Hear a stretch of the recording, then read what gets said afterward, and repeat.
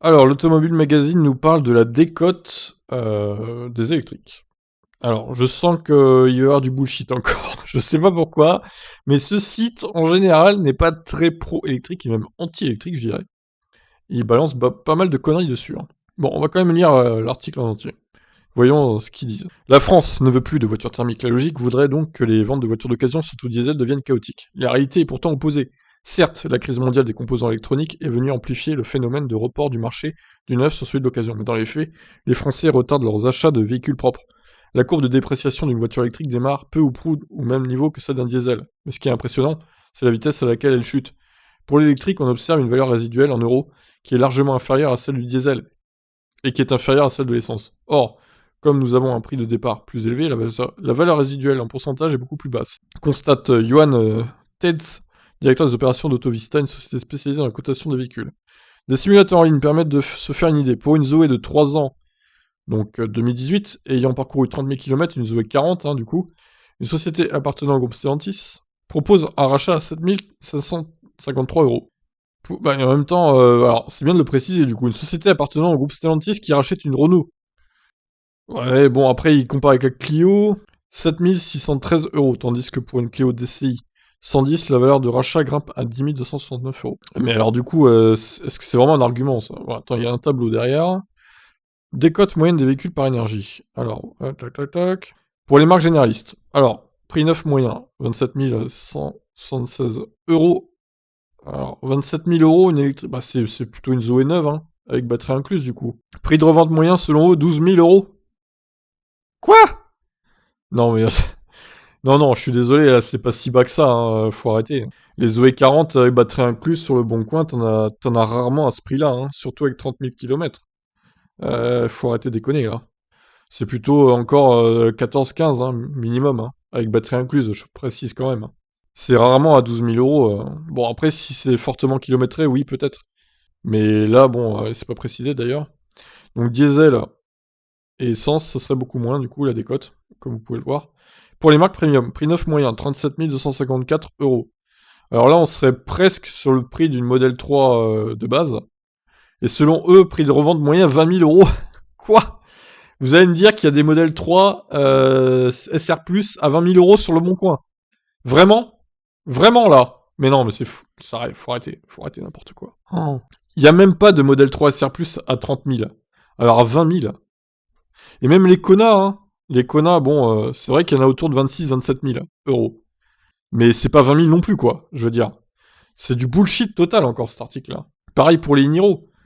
T'en trouves à 24, 25, 26. Ça dépend du kilométrage, encore une fois. Mais t'en trouves pas des 64 à 20 000 euros.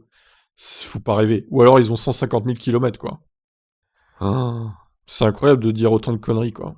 Que se passe-t-il donc pour les électriques soient mal aimés en seconde main?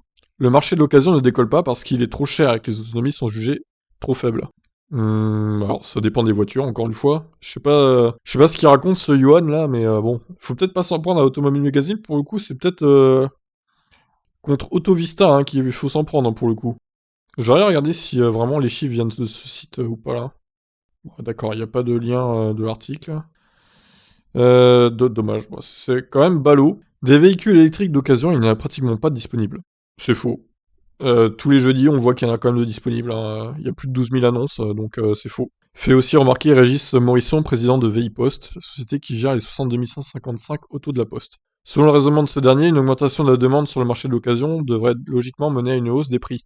Pour l'agence de notation financière Fitch, le problème serait purement technique. La réduction des coûts dans les batteries est une meilleure standardisation une meilleure standardisation sont les facteurs clés dans la détermination des valeurs résiduelles, dans le sens où le prix de la batterie influencera moins le prix du véhicule dans son ensemble. Ok, à chaque fois qu'une nouvelle technologie émerge sur la voiture électrique, ça a un impact négatif sur la génération précédente des batteries. Observe Monsieur Tetz. Afin de rassurer les clients et prospects sur l'état de santé des batteries plus anciennes, Renault a fait le choix de lancer la certification de batterie, valable 3 mois pour ces occasions accessible via l'application MyRenault. En rentrant le code VIN du véhicule et après s'être acquitté de 49 euros. Il sera bientôt possible de connaître le pourcentage de la performance restant à la batterie. Putain, il faut payer 49 euros. Oh, les enfoirés, sérieux, quoi. C'est un élément qui donnera de la confiance à l'acheteur. Non, mais ça devrait être Ça devrait être gratuit de savoir cette information, en fait. Ça devrait pas être payant, c'est honteux. Encore faut-il pour ça que les constructeurs ne trichent pas et qu'ils ne boostent pas artificiellement l'état de santé de la batterie en autorisant le logiciel à l'épuiser plus loin dans les réserves de sécurité. Ouais, c'est vrai. Si la batterie peut effectivement se décharger plus bas que le seuil de sécurité prévu initialement, c'est comme si elle gagnait quelques kilowattheures, mais elle risque de se détériorer encore plus vite par la suite. Dans une moindre mesure, l'influence du bonus étatique, alors l'influence, le bonus étatique, ça va rien dire, hein, joue aussi contre la bonne tenue des valeurs résiduelles. Les aides permettent de faire baisser le prix d'achat neuf, mais elles ont aussi l'effet pervers de faire baisser la valeur de l'auto en occasion, puisque celle-ci est calculée sur son prix hors bonus. Alors, il précise quand même, Tesla et Mini, les exceptions qui confirment la règle. Toutes les Tesla ont des valeurs hautes. Les courbes de dépréciation sont presque stables et se maintiennent à des niveaux très élevés. Merci de le dire. L'absence de réseau n'a pas non plus d'impact sur les valeurs résiduelles. Combien de temps durera cette exception se demande-t-il, faisant remarquer au passage que lorsque le volume de Tesla sur le marché sera plus élevé, la courbe de dépréciation devrait s'accentuer. Mais il n'y a pas que pour la marque américaine, la Mini électrique connaît aussi des valeurs élevées. La clientèle de Mini est vraiment urbaine et accepte de payer. Je pense que ça durera moins longtemps que Tesla. Je pense aussi, effectivement. Bon, la fin est plutôt... Il s'est rattrapé sur la fin, on va dire. Mais bon, je maintiens que bon, les Kona électriques et les Niro, ça vaut pas 20 000 euros, hein, les versions 64 kWh. Et c'était à peu près ça que ça coûtait neuf, 37 000 euros. Donc pour moi, là, il y a un problème.